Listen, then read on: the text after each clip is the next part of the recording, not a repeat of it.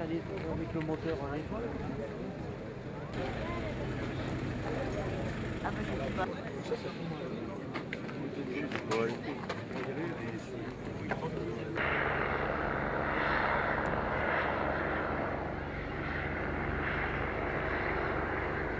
Sur Cap 90, autrement dit de plein est. Donc, cette route qui va de Chicago jusqu'à Los Angeles, c'est vraiment un bled de Hollywood. Donc, à cette époque-là, il s'était engagé dans l'aviation, il voulait devenir pilote de guerre pendant la Première Guerre mondiale, voulait devenir pilote militaire, et lui aussi avait appris à piloter. Et puis à cause de la fin de la Première Guerre mondiale, il n'avait pas réussi à devenir... Faulkner, c'est... À certains moments, ça nous les tripe quand même. C'est un relisé Pylone. Vous n'avez pas encore lu Pylone, qui est un véritable chef-d'œuvre, qui est un chef-d'œuvre faulknerien, et qui est une histoire d'avion, et qui parle de meeting aérien et de biplans comme ce roi.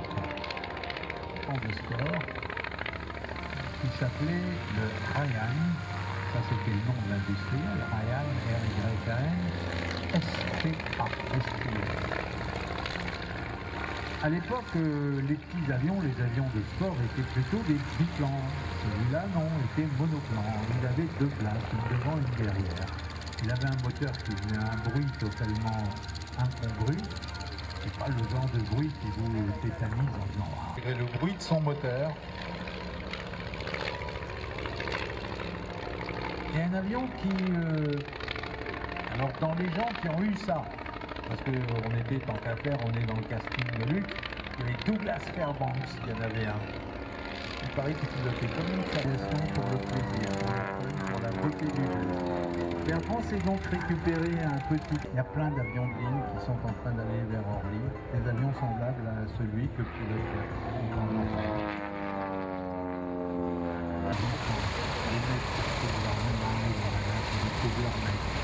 Tous ces gens qui se retrouvent, c'est à ça que ça sert les avions. On est des millions, même l'an dernier. Alors ceux qui pilotent ces avions, eh bien, ils font un bien beau métier. Ils font un métier fondamental, beaucoup plus qu'un métier utile. Tout à l'heure, on parlait de la héraldique et de l'utilisation lors de la Première Guerre mondiale par les... Maîtriser l'instrument et le virtuose qui est aux commandes de l'engin et le maître des lieux. Jacques le pose, lève les yeux, regarde et après il débriefe et ils disent « Putain, l'humain, dis donc !» Appuyé comme filet d'air pour garder cet avion en l'air à une vitesse qui... Ils ont fait une démonstration qui aurait certainement ravi Gerhard Fiedler lui-même. Toujours est-il que ce petit avion d'observation ait passé leur temps, ils le savaient, à transmettre au haut commandement allemand des tas de choses par des radios qui marchaient. Et une partie de cette espèce d'extraordinaire rapidité qui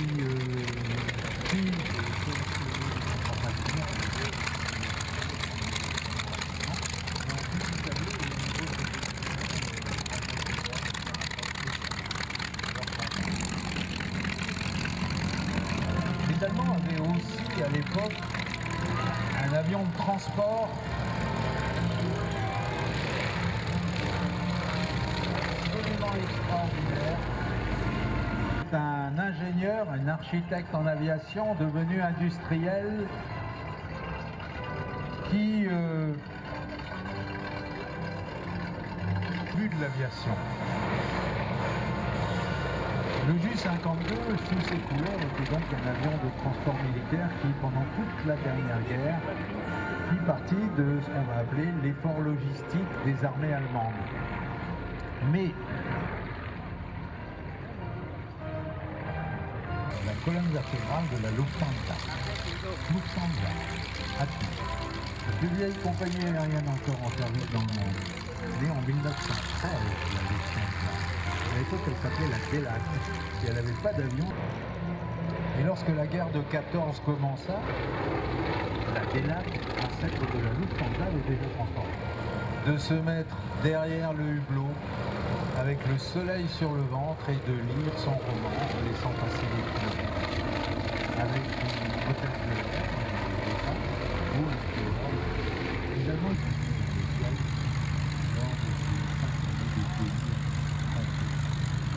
de la Seconde Guerre. Le Ju-52 était donc une cible volante, c'était un vaste bazar qu'on aurait pu descendre. Mais c'est un bel avion. Le temps se coule, on en a 700, une minute, c'est 90 secondes.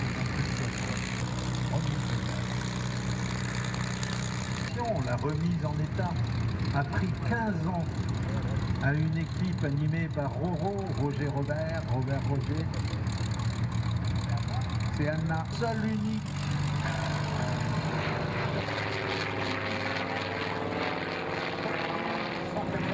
En état de vol dans le monde. Oui. Mais il est vrai qu'autrefois et à l'époque, les avions portés dans leur dessin, c'était génétique. Un avion allemand ressemblait à un avion allemand. Un Focke-Wulf 190 n'aurait jamais pu être conçu en France.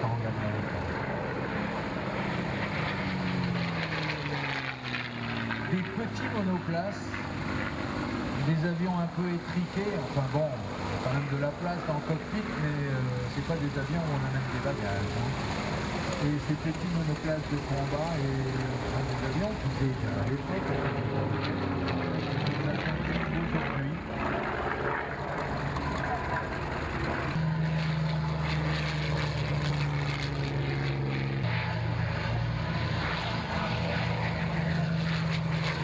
Regardez bien le casque du pilote, vous voyez, le paiement.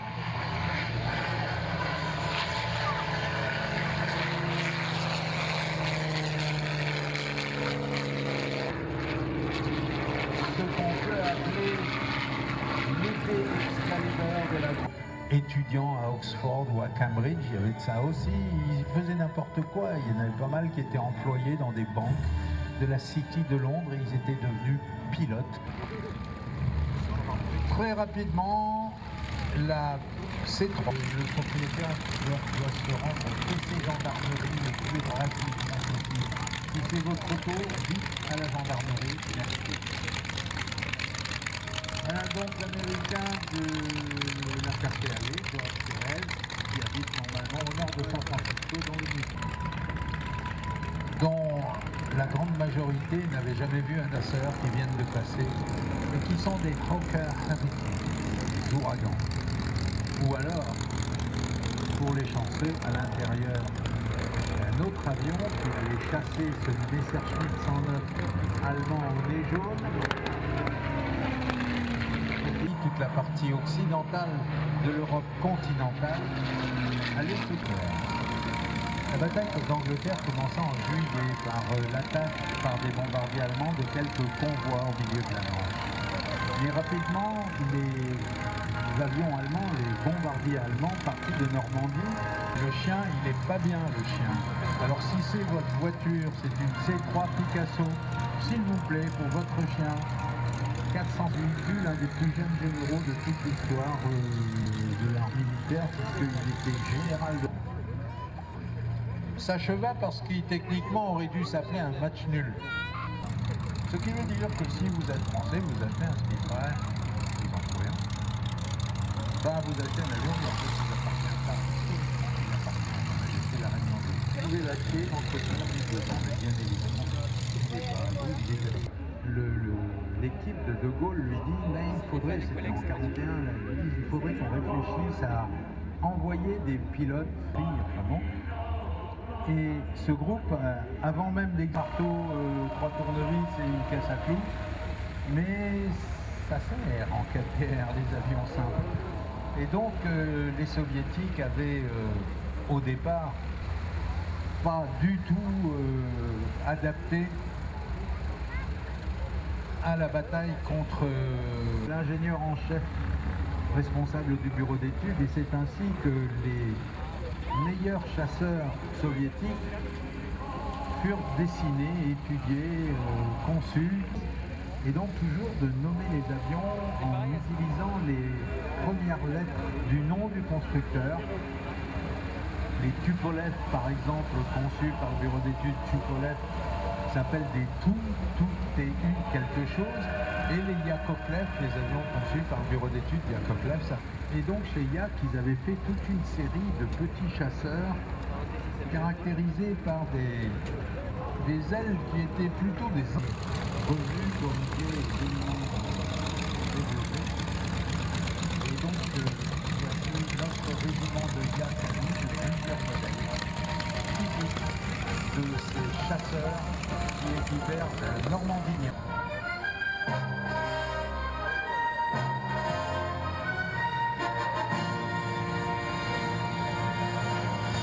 Hollywood! Hollywood.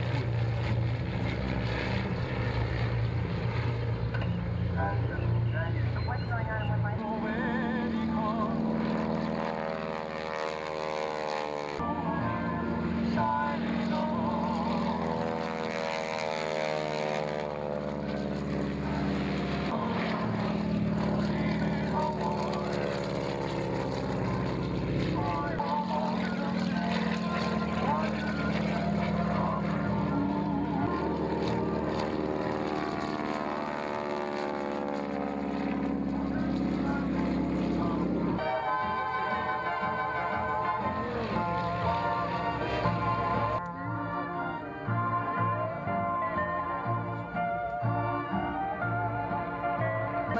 Ce dimanche matin-là, tout le monde a pas fait la bringue la veille. Il y a dans le ciel entier des Okinawa, il y a 5 avions en vol, des avions de sport avec élèves et instructeurs. Il y a même une instructrice d'ailleurs. Il y a une dame d'un certain âge, d'un âge certain. C'est un élément historiquement fondamental parce que les porte-avions sont en mer pour des manœuvres. Et c'est ce qui va changer finalement toute l'histoire. Sur l'ensemble de l'île, il y a 5 ou 6 aérodromes principaux. Alors, il y en a qui appartiennent à la marine, comme cet avion, avant de faire des avions. Donc, dans le ciel d'Honolulu, dans le ciel d'Hawaï, ce matin-là, ce dimanche matin-là, il y avait quelques avions, mais il y avait surtout principalement des aviateurs qui étaient en train de cuver la cuite de la mer. Soudain tombant du ciel.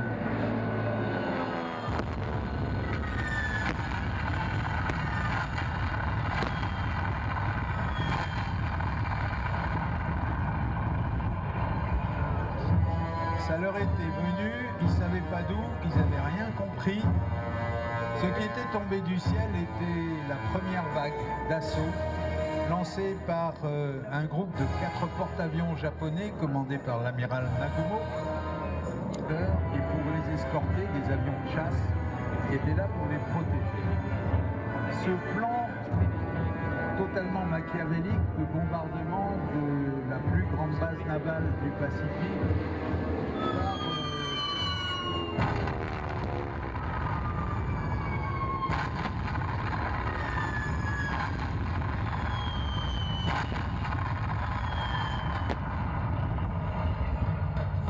Ce plan avait été élaboré par un amiral japonais qui s'appelait Isoroku Yamamoto.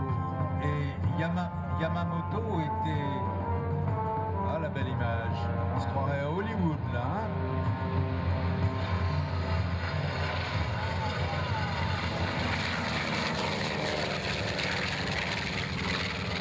Pendant quelques années, qui connaissait parfaitement les États-Unis et que il avait donc adapté à la réalité des forces japonaises, des forces japonais, il avait adapté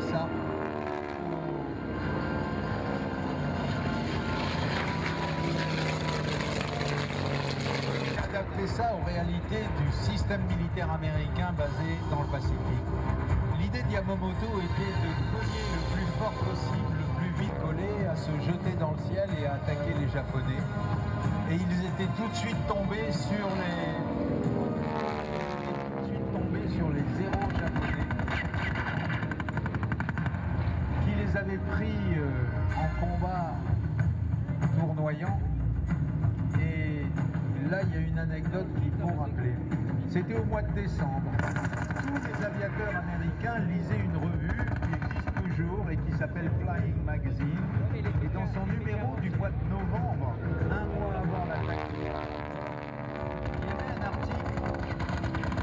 Il ne fallait pas craindre, yeux bridés, ont une très mauvaise vision, ils sont tous myopes et donc ils ne sont pas capables de piloter proprement un avion à cause de leur myopie congénitale. Simplement parce que leur régime alimentaire à base de poissons et de riz ne convenait pas physiologiquement aux efforts du combat aérien. Voilà, quelques filles ce matin-là apprirent à leurs dépens que même si les... Après la première vague qui bombarda, c'est une troisième vague qui, elle, aurait dû terminer le travail en réduisant en cendres les réservoirs à carburant de Pearl Harbor, parce que pour faire la guerre, il faut du mazout pour les bateaux, de l'essence pour les avions. Mais les Japonais, contents du résultat obtenu, s'étaient dit, allez, maintenant, on rentre à la maison, le travail est fait, terminé, on a gagné. Et en fait, bon, à part le tard de Pearl Harbor, fut de déclencher aux États-Unis une fureur froide qui avait été parfaitement les chambres réunies, un discours qui stigmatisait l'infamie et qui faisait brûler la planète en l'espace de quelques années. Comme vous le savez, la suite fut plutôt sévère pour les Japonais. Il s'acheva évidemment par les deux explosions nucléaires d'Hiroshima et de Nagasaki. Et ça s'était jamais vu de mémoire de militaire dans un théâtre d'opération qui couvrait la moitié de la surface de la planète Terre. En 1931, c'était un avion déplacé. Pourtant, un certain nombre d'aviateurs américains au tout début de la guerre rendirent cet avion totalement immortel en lui décorant le museau d'une gueule de requin, pin-up toute nue et rose, avec les deux ailes dans les épaules, qui était l'insigne d'une des trois escadrilles, les Adam et Ève. Oh, les passes de tir des tigres volants.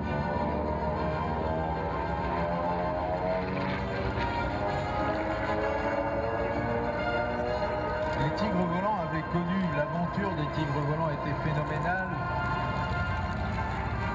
C'était donc des jeunes gens qui étaient pilotes dans l'armée ou dans la marine américaine, qui avaient été recrutés de manière assez discrète par des spécialistes. L'armée et la marine se séparent de quelques pilotes s'ils étaient volontaires pour aller voler chez Chiang Kai-shek. Un certain nombre de ces pilotes étaient partis, alors ils avaient tous traversé le Pacifique en bateau, partant de San Francisco et arrivant en Birmanie. Certains d'entre eux extraordinaires,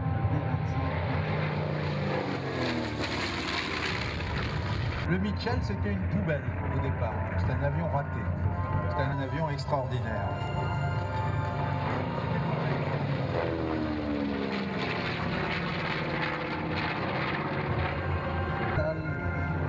Il y a assez extraordinaire.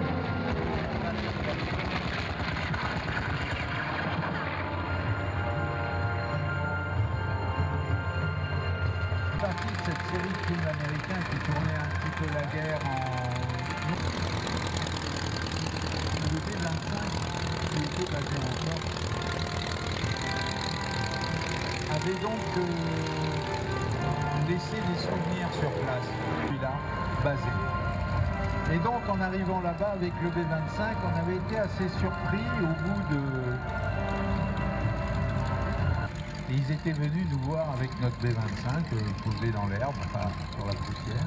Des poissons qui tournent autour, qui rentrent dans le fuselage, qui sortent. C'est étonnant, ça fait une drôle de chose à la vie.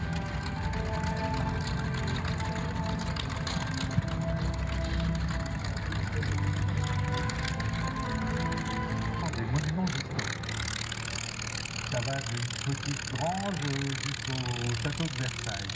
Ça fait 40 000 avions, en particulier. Et puis entre les oreilles, il y a une espèce de masse lourde gélatineuse qui s'appelle un cerveau. Donc, vous tomberez sur le côté. En avion, si vous n'allez pas assez vite, eh ben, il n'y a pas assez de portance qui se développe sur la voilure de l'avion, et donc vous voilà bien au 17e. Monsieur Chernoul, là, et qu'ils étaient verts. Dans le ciel, dans cette petite patrouille, cette maman et son bébé, le gros avion, si on peut dire, devant, c'est un Northrop 1202. Dans la voltige aérienne moderne, celle des décennies qui viennent de s'écouler, le premier champion du monde de voltige français s'appelait Catherine Mounier. En 88, à Redcliffe au Canada. Ensuite, il y a eu au championnat du monde en Verdon, en Sudan, dans le ciel, devant nous, ce vieil avion qui date des championnats du monde de 1972 de Salon-de-Provence, par un garçon qui appartient à la même unité qui s'appelle l'équipe de voltige de l'armée de l'air, qui est basée à Salon-de-Provence, et encore le pilote de démonstration pour le compte de l'armée de l'air du Mirage 2000, l'avion lourd, armé, complexe, etc. Et là, il faut bien comprendre que pour un vrai aviateur, l'avion n'est pas une fin en soi.